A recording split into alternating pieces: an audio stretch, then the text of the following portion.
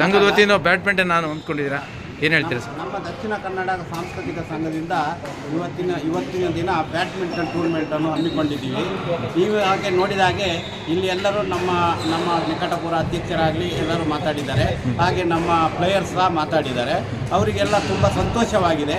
ಇದೇ ಥರ ನಾವು ಮುಂದಿನ ವರ್ಷಗಳು ಸಹ ಇದೇ ಥರ ನಡೆಸ್ಕೊಂಡು ಹೋಗಬೇಕಂತ ನಮ್ಮ ಒಂದು ಉದ್ದೇಶ. ಯಾಕಂದರೆ ಎಲ್ಲ ಒಳ್ಳೆ ರೆಸ್ಪಾನ್ಸಿಬಿಲಿಟಿಗಳಿವೆ.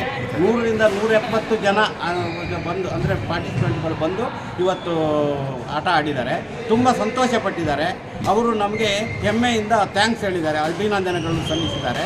ಮುಂದೆ ಸಹ ಇನ್ನೂ ಹೆಚ್ಚಿನ ಒಂದು ಈ ಥರ ನಮ್ಮ ಸಂಸ್ಕೃತಿಗೆ ಸಂಬಂಧಪಟ್ಟಿದ್ದಾಗಲಿ ನಮ್ಮ ಇದು ಟೂರ್ನಮೆಂಟ್ಗಳಾಗಲಿ ಇನ್ನೂ ಆಯೋಜಿಸುವಂಥ ಒಂದು ಇದಿದೆ, ನಮಗೆ ಉದ್ದೇಶ ಇದೆ. ಅದು ಸಹ ಒಳ್ಳೆಯ ರೀತಿಯಲ್ಲಿ